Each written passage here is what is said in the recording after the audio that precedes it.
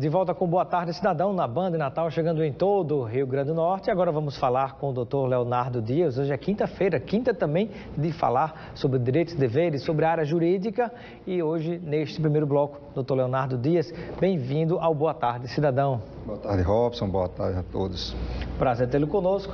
Eu inicio a nossa entrevista conversando sobre um tema muito importante que aos quatro cantos do Brasil se discute. Claro que hoje especificamente se fala em gasolina, mas um tema muito importante nessa área é a questão do foro privilegiado. Para quem não sabe, o que é o foro privilegiado? O que se convencionou chamar foro privilegiado, na verdade, é o foro por prerrogativa de função, que é uma... não vou chamar de benesse, mas uma possibilidade de quem exerce cargos de destaque no cenário nacional ser julgado por tribunais, sejam eles os tribunais de justiça nos estados, os tribunais regionais ou os tribunais superiores, a depender do cargo exercido, né? E aí tem um detalhe importantíssimo, isso que tem gerado toda a polêmica. Na hora que você é detentor do foro privilegiado, você fica numa condição de ter um tratamento especial para o julgamento das suas ações. Um tratamento especial decorrente da especialidade do cargo que você exerce também.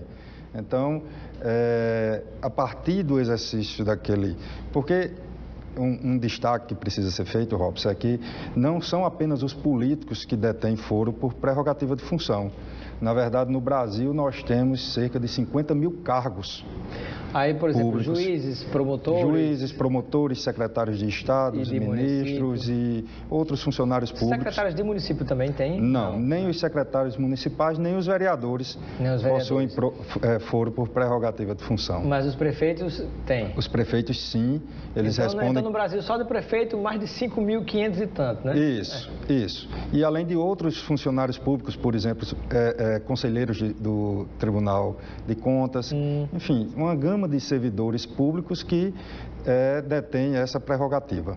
O problema é que muitos se escondem por trás do escudo do foro privilegiado para praticar malfeitos, né? Está aí muitos casos de corrupção e alguns deles se utilizam do foro privilegiado para deixar o processo morrendo numa gaveta ou para criar dificuldade de que esse processo avance e venha a alcançá-lo por alguma prática de corrupção.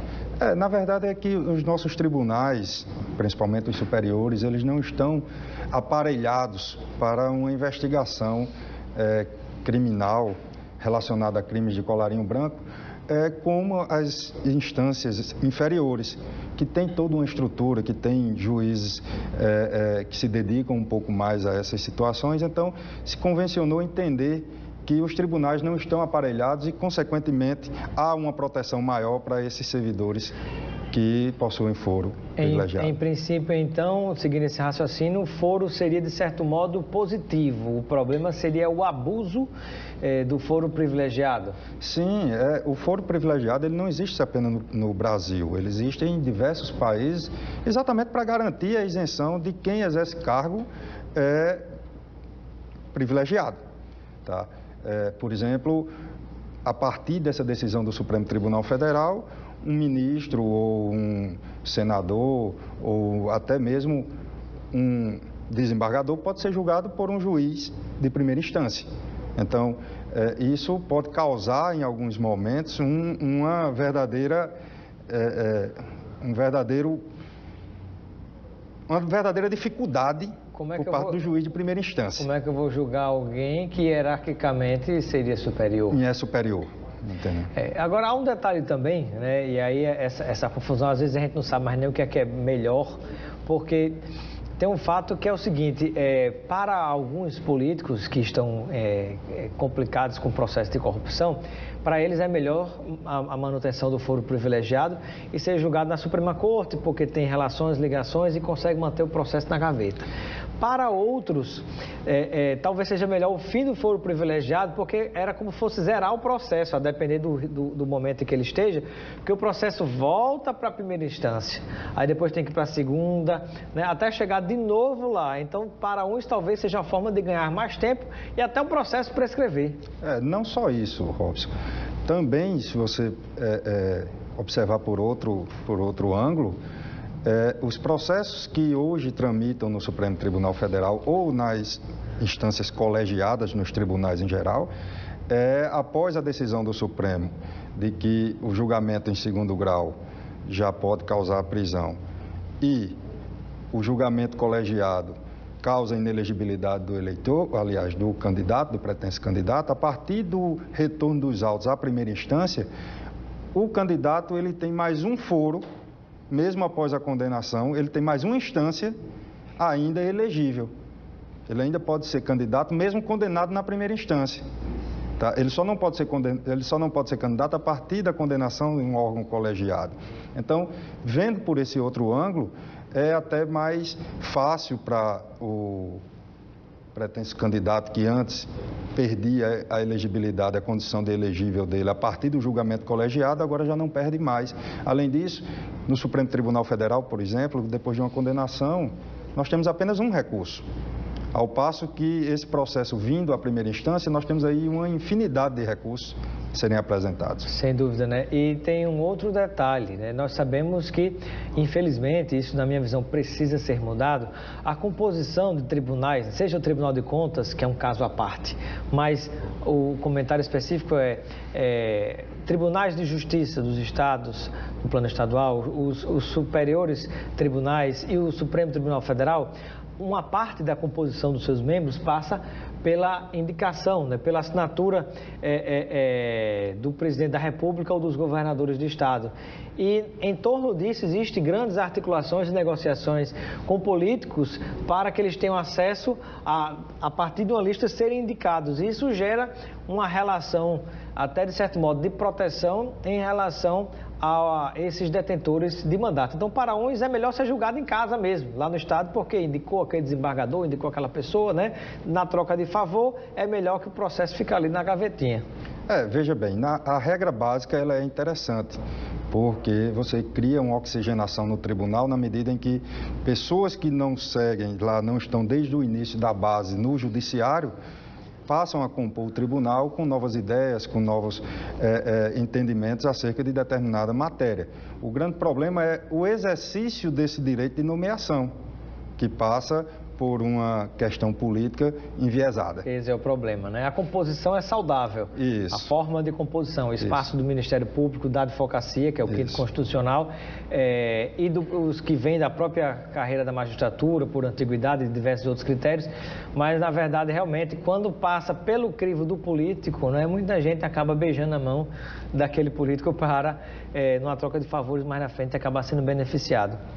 E aí eu pergunto, qual a sua expectativa, né? O que esperar diante dessa nova configuração do foro privilegiado?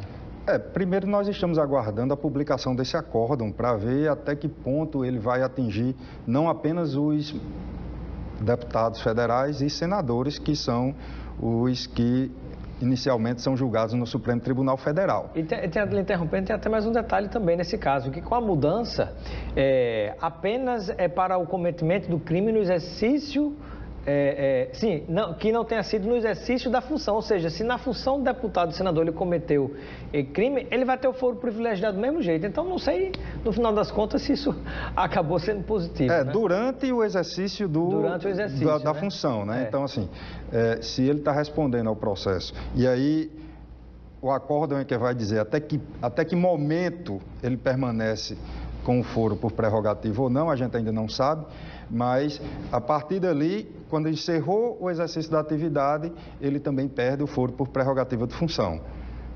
Mas me parece que o processo dele, dependendo do ponto em que ele esteja, ainda vai permanecer com foro privilegiado. Isso, o acórdão é quem vai dizer isso. Na verdade, o voto do ministro Barroso indicou que, se já tiver prazo para alegações finais, que é o último momento do processo penal, a prerrogativa por função permanece naquele órgão.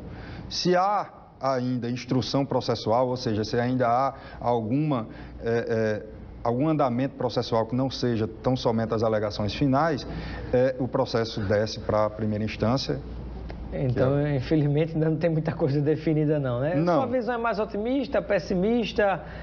Como é que você vê essa questão? É mais otimista. Eu acho que o judiciário tem que avançar em alguns pontos. O foro por prerrogativa de função é uma coisa interessante, é preciso se preservar, ou seja, não precisa acabar, mas é preciso se limitar e delimitar as regras do foro por prerrogativa de função. 50 mil pessoas com foro por prerrogativa de função, é muita gente. Né? Os tribunais não estão preparados para isso, realmente não estão aparelhados. Eu vejo como positiva essa decisão. E, por fim, tem uma pergunta do Leonardo, que está nos acompanhando em Ponta Negra. Ele gostaria de saber como fica a questão do foro para crimes hediondos e crimes mais graves. Se o crime não é decorrente do exercício do mandato, ou seja, um crime comum, um crime que ele poderia praticar mesmo que não fosse ocupante de determinado cargo, é normal, ele vai para a primeira instância. Muito bem, vamos ver se essa turma vai ser punida. Eu quero agradecer, doutor Leonardo, a sua presença no nosso Boa Tarde, Cidadão. Seja sempre bem-vindo e receba um kit de produtos Lucena para você aproveitar com seus amigos. Eu que agradeço, estou sempre à disposição. Muito obrigado a todos. Muito obrigado.